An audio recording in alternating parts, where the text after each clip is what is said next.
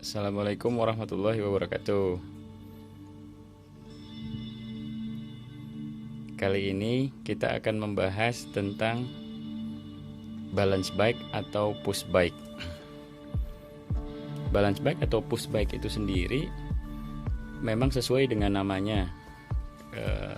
Dia bertujuan untuk melatih balance dan juga digunakan dengan cara di push. Nah, kebanyakan orang memang akhirnya menyebutnya lebih ke arah push bike karena penggunaannya yang rata-rata sampai umur 5 tahun secara balance sudah tercapai, namun lebih banyak untuk balapan dengan didorong-dorong. Nah, balance bike ini sendiri sebenarnya secara struktur seperti sepeda anak seperti biasanya, namun desain joknya itu memang sengaja diposisikan ke bawah supaya kaki anak itu bisa menyentuh tanah. Nah, dari struktur ini maka memang anak-anak akan dapat mendorong dengan kakinya dengan sangat kuat gitu ya, berbeda dengan sepeda anak seperti biasanya. Kami sendiri pernah memodifikasi sepeda anak kecil seukuran sepeda ini, sepeda biasa, dan melepas pedalnya.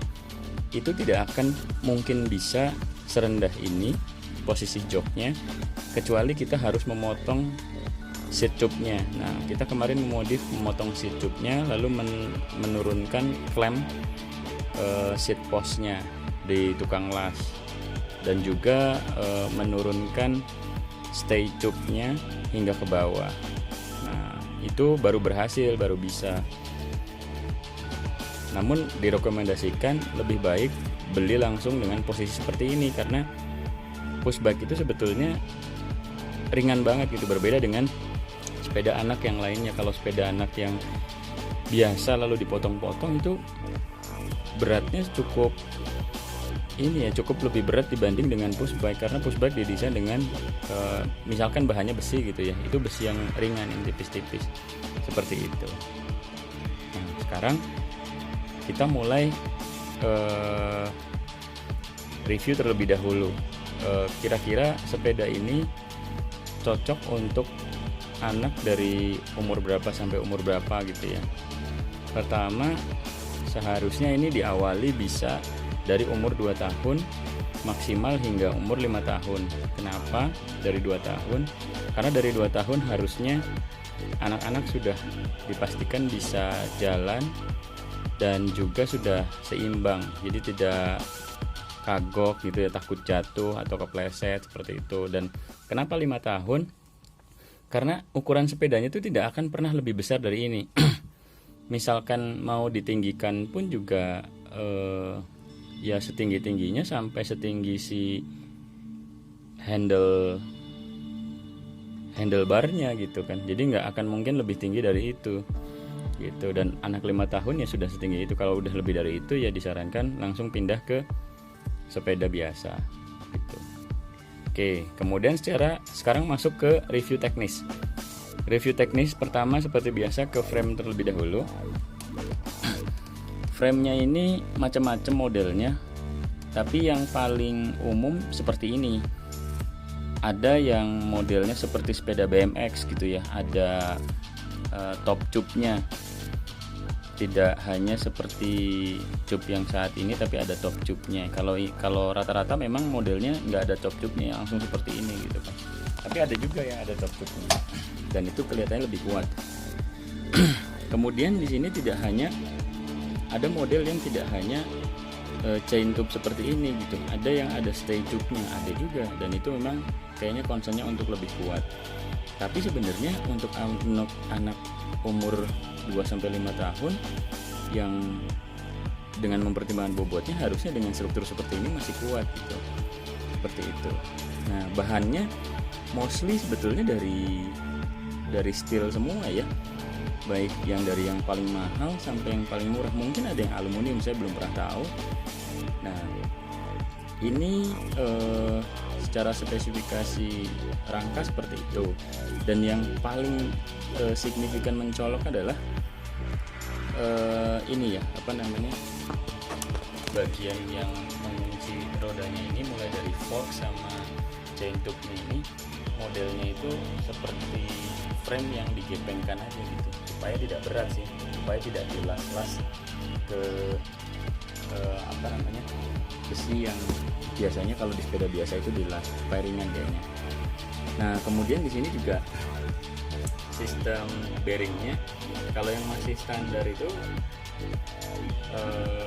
plastik aja gitu ya untuk di headsetnya. Kemudian kalau di belakang kan nggak ada apa namanya, nggak ada bottom bracket, nggak ada buat pedal gitu ya. Jadi ya tidak ada lubang, tidak ada bearing di sini, seperti itu, langsung seperti itu saja. Nah seperti itu untuk frame. Kemudian untuk handle postnya sendiri dan handlebar sama handle grip ini sebenarnya modelnya bisa macam-macam juga. Ada yang bisa model seperti BMX, ada yang seperti MTB. Bahkan kalau mau dibuat kayak handlebarnya, drop barnya road bike juga bisa aja gitu ya. Tapi mostly rata-rata datar seperti ini, flat bar. Nah kemudian saddle-nya ini kalau teman-teman perhatikan, kenapa kok dia modelnya tipis seperti itu gitu ya? Kenapa tidak dibuat seperti melebar di bagian apa namanya, seat bone-nya? Karena anak-anak ini kan nanti mau lari-lari kayak orang lari-lari, jadi kalau belakangnya seat bone-nya lebar itu malah jadi mempersulit proses larinya. Kan saya tadi pernah sampaikan di awal, bikin sendiri sepeda balance bike ini dan pakai jok biasa sebenarnya bisa, cuma kayak ketabrak-tabrak aja gitu pahanya.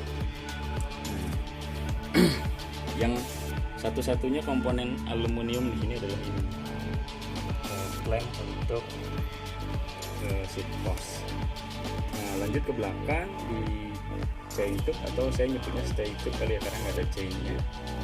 Ini model yang sudah ada pijakan kakinya, jadi kalau dia lagi ngebut kemudian dia mau angkat kaki, dia bisa taruh kakinya di sini gitu supaya lebih aman gitu.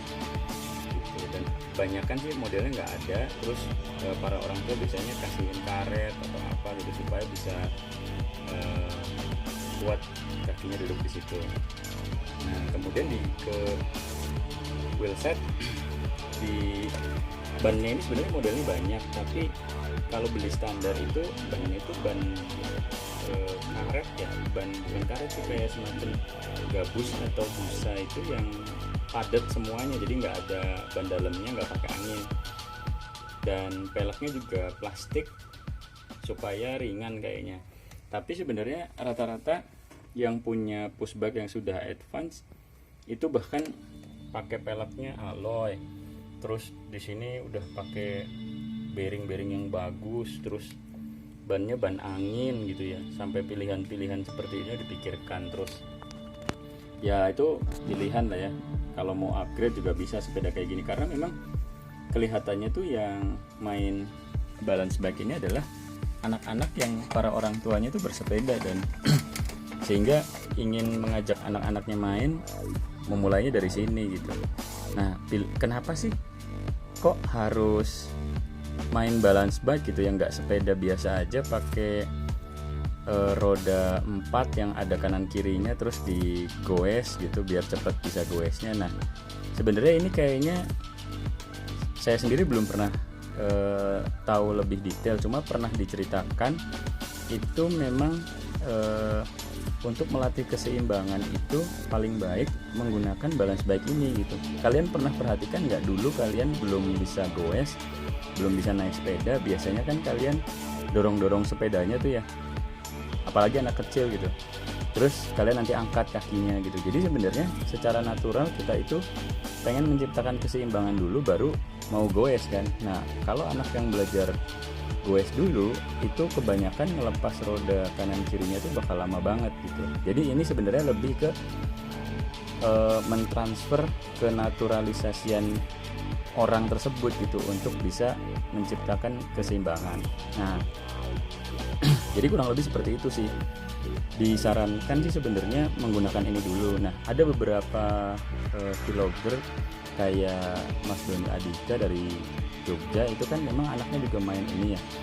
Dan ketika beliau review itu setelah anaknya bisa balance bike, kalau mau melatih pedalingnya itu memang akan pindah ke sepeda normal, tapi tidak memerlukan ban kanan kiri lagi. Jadi dia langsung bisa nyoba goes gitu, karena pada dasarnya sebelum goes itu harus melatih keseimbangan dulu gitu, seperti itu. Dan menariknya adalah karena ini bisa digunakan dari umur 2 tahun, jadi naik sepedanya itu cepet, hanya sekitar selang setahun, umur 3 tahun udah pakai sepeda pedal. Beda dengan anak-anak yang nggak pakai balance bike, itu biasanya nanti goesnya itu baru memasuki umur 4 tahun atau 5 tahun gitu, seperti itu sih.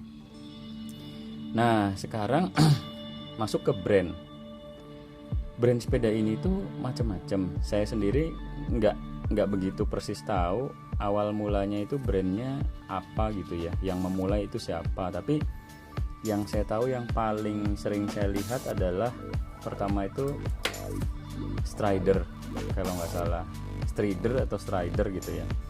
Kemudian ada juga London Taxi, lalu ada juga produk-produk yang lokal, misal contoh kayak Pacific itu bikin gak ya, kemudian United bikin gak. Kalau yang di depan saya ini RMB Strider, itu memang kayaknya model-model tiruannya Strider gitu ya, tapi ini Strider maksudnya, dan mereknya RMB itu sebenarnya Roda Maju Bahagia, itu PT yang membuat sepeda Elemen. Jadi sama seperti sepeda lipat saya Elemen sebenarnya. Nah itu harganya dimulai dari yang paling murah itu, ini kayaknya salah satu yang paling murah deh, harganya kisaran 400 sampai 500 ribu hingga sekitar 1 sampai 5 juta juga ada seharusnya, macam-macam sih. Nah tinggal kalian punya budget berapa begitu ya.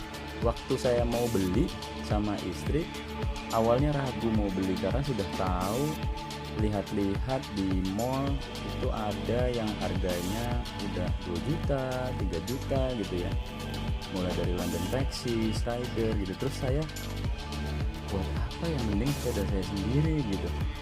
Tapi ternyata ada pilihan gitu kan. Jadi bukan masalah budgetnya sih, cuma saya ngerasa sepeda sekecil itu untuk mainan anak-anak yang nanti juga lupa, kok bisa mahal itu. Dan saya pengennya ya cari yang wajar-wajar. Ternyata ada pilihan dari Elemen, dari RMB, mereknya Strider gitu. Ada bahkan yang lebih murah, kalau nggak salah 350 atau 400 gitu ya, modelnya lebih nggak mirip sepeda yang mahal, jadi ini masih lebih mirip gitu, kurang lebih begitu sih. Reviewnya begitu aja. Mungkin saya akan terakhir lihatkan seluruh sepeda dari seluruh sudut supaya teman-teman bisa tahu seperti apa sih sepeda ini gitu ya.